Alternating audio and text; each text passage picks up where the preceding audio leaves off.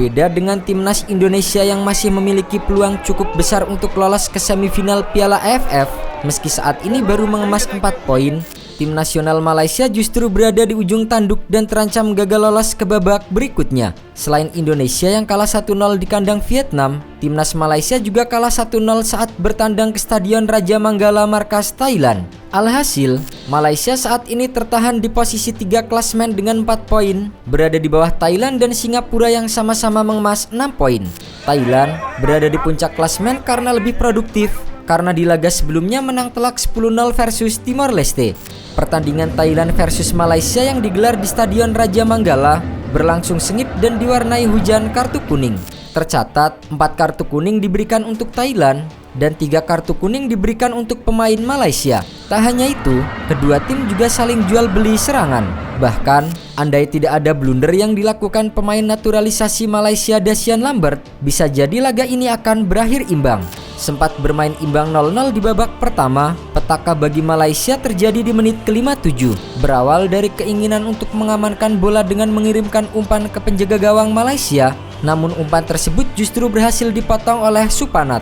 Striker Thailand itu pun mengirimkan umpan ke rekannya Patrick Gustafsson dan kemudian terciptalah gol. Pelatih Malaysia Paul Marty baru memasukkan 2 pemain naturalisasi lainnya, yaitu Paulo Josue mengganti Rosli di menit ke-74 bersamaan dengan masuknya pemain naturalisasi lainnya, yaitu Fergus Tirni.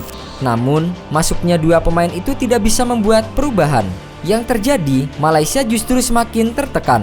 Alhasil, Malaysia pun gagal mencetak gol penyamak kedudukan dan harus menyerah dengan skor tipis 1-0. Dengan hasil ini, Malaysia harus berjuang mati-matian di laga terakhir agar bisa lolos ke semifinal. Malaysia di laga terakhirnya akan menjamu Singapura Jumat 20 Desember 2024. Sementara Thailand masih memiliki 2 pertandingan tersisa melawan Singapura dan Kamboja. Sayangnya, setelah pertandingan sengit Thailand versus Malaysia, sebuah insiden terjadi di antara 2 kubu supporter. Bentrokan dilaporkan terjadi karena kedua belah pihak terlibat dalam adu provokasi.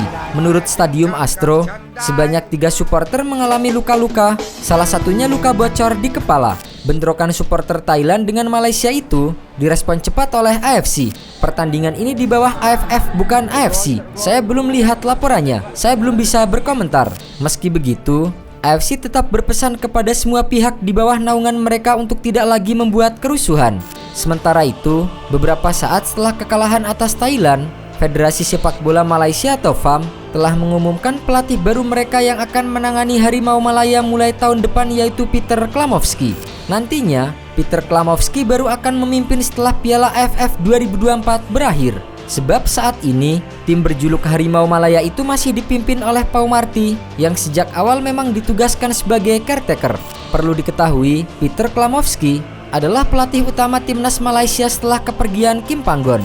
Ia adalah pelatih asal Australia yang punya pengalaman panjang di sepak bola Asia, terutama Jepang. Juru taktik 46 tahun itu juga kenal baik dengan pelatih Tottenham Hotspur Ange Postecoglou. Mereka sempat bekerja sama dalam 1 dekade dan mencatatkan berbagai prestasi gemilang di timnas Australia. Salah satu prestasi yang prestisius adalah mereka membawa timnas Australia juara Piala Asia 2015. Klamovski adalah asisten pelatih Postecoglou di kala itu.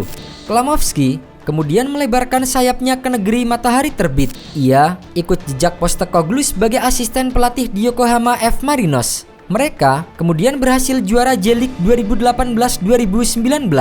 Usai sukses dengan Yokohama, Klamovski menjadi pelatih kepala.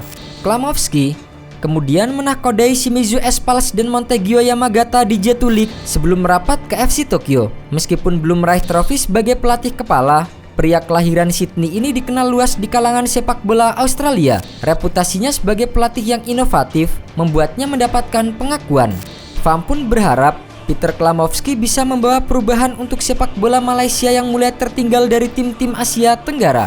Tak hanya soal pelatih, fasilitas dan masalah tim medis juga diperhitungkan. Semua itu dilakukan demi bisa meningkatkan kualitas sepak bola dan timnas Malaysia.